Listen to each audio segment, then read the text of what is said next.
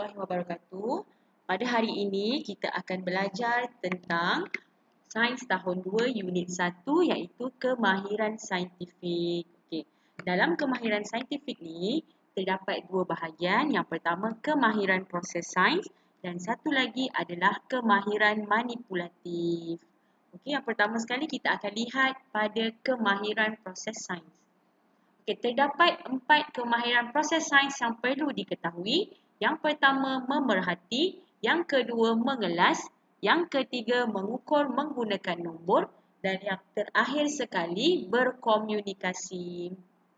Okey, seterusnya kita tengok kemahiran yang pertama iaitu kemahiran memerhati. Kemahiran ini menggunakan semua deria untuk memerhati perubahan sesuatu peristiwa.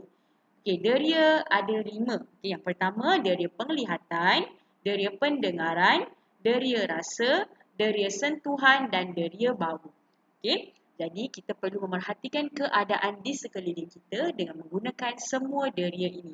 Okey, sebagai contohnya, jika deria mata ditutup, okay, bayangkan ada seseorang yang membawa durian kepada awak, sedangkan pada masa itu mata awak tertutup. Okay. Tapi awak tahu itu adalah durian. Macam mana awak tahu? Kerana awak boleh mengesan bau durian itu melalui deria bau. Okay. Begitu juga jika menutup mata dan apabila awak memegang sesuatu, awak boleh meneka apakah benda yang awak pegang melalui sentuhan. Okay. Senang saja yang ni. Kita tengok kepada kemahiran yang seterusnya iaitu kemahiran mengelas. Kemahiran ini awak perlu mengenal pasti ciri-ciri sepunya dan berbeza yang ada pada objek, kemudian asingkannya mengikut kumpulan. Seperti contoh yang saya berikan di sini, terdapat 6 ekor haiwan. Jadi awak perlu mengasingkan ke-6 ekor haiwan ini mengikut kumpulannya masing-masing.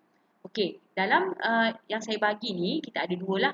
Yang pertama, haiwan bertelur dan haiwan yang melahirkan anak. Jadi, haiwan yang bertelur masukkan dalam kumpulan yang bertelur dan haiwan yang melahirkan anak kita masukkan dalam kumpulan yang melahirkan anak. Okey, perlu diingat sebelum membuat pengelasan kita perlu kenal pasti dulu ciri-ciri sepunya iaitu ciri yang sama dan ciri-ciri yang berbeza. Okey, seterusnya mengukur menggunakan nombor. Okey, mengukur menggunakan nombor ni mengkehendaki awak untuk menggunakan sesuatu alatan dengan unit piawai yang betul untuk mengukur sesuatu. Contoh, kalau nak ukur berat badan, kita perlu gunakan alat penimbang. Kalau kita nak ukur badan kita, nak buat baju kan, tukang jahit akan ukur badan. Jadi tak bolehlah guna pembaris untuk ukur badan. Jadi kita perlukan pita pengukur. Begitu juga untuk mengukur masa, kita perlukan jam. Boleh? Okey, seterusnya kita pergi dekat kemahiran yang terakhir iaitu kemahiran berkomunikasi. Okey, kemahiran berkomunikasi ni adalah kemahiran untuk menyampaikan maklumat dalam pelbagai bentuk seperti carta, gambar, graf dan juga model. Okey, contoh, biasanya maklumat kita dapat daripada kita punya secara lisan lah ataupun orang yang sampaikan kepada kita. Contohnya, ibu bapa awak bagi tahu awak tentang maklumat, guru-guru awak bagi maklumat. Tapi dalam bentuk yang saya tunjukkan yang pertama ni dalam bentuk carta lah. Contohnya dalam kelas awak kan, ada jadual bertugas, jadual kelas, ada carta organisasi. Semua itu bertujuan untuk menyampaikan maklumat. Okay. Kalau gambar pula, bolehlah contohnya awak cerita kat kawan tentang buaya. Tapi dia tak boleh bayangkan, dia tak pernah tengok buaya tu macam mana. Jadi, awak boleh tunjukkan gambar pada dia. Yang ketiga graf, yang graf ni dia berkaitan dengan nombor. Okey, contoh, dalam kelas 2 Arif, siapa yang mendapat A, berapa orang?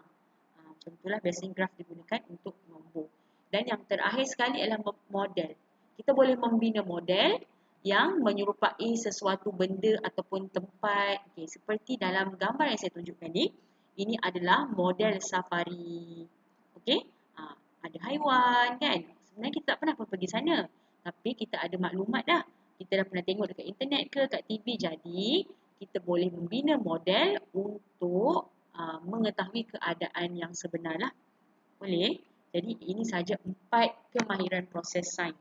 Okey, yang seterusnya, kita masuk dalam kemahiran manipulatif. Okey, kemahiran ini adalah kemahiran menggunakan dan mengendalikan peralatan dan bahan sains dengan betul dan cermat.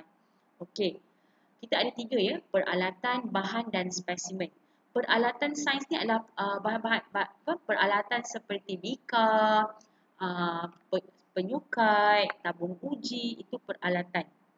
Okey, kalau bahan ini adalah bahan-bahan yang digunakan untuk membuat uji kaji ataupun eksperimen sains seperti garam ke, gula, air, bahan kimia dan sebagainya. Kalau spesimen pula, dia adalah benda hidup. Okey? Jadi kemahiran manipulatif ni, kita antara kemahirannya kita perlu mengendalikan spesimen dengan betul dan cermat.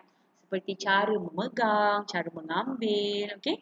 Yang kedua, kita boleh melakar spesimen, peralatan dan bahan sains dengan betul. Okey. Yang ketiga, membersihkan peralatan sains dengan cara yang betul. Dan yang keempat, selepas kita dah gunakan peralatan sains kan, kita kena cuci dah kan. Kita perlu simpan semula di tempatnya dengan betul dan selamat. Okey, boleh ingat kesemua kemahiran proses sains dan kemahiran manipulatif. Okey, itu sahaja untuk video kali ini. Kita akan jumpa lagi pada video yang akan datang. Okey, itu sahaja. Assalamualaikum.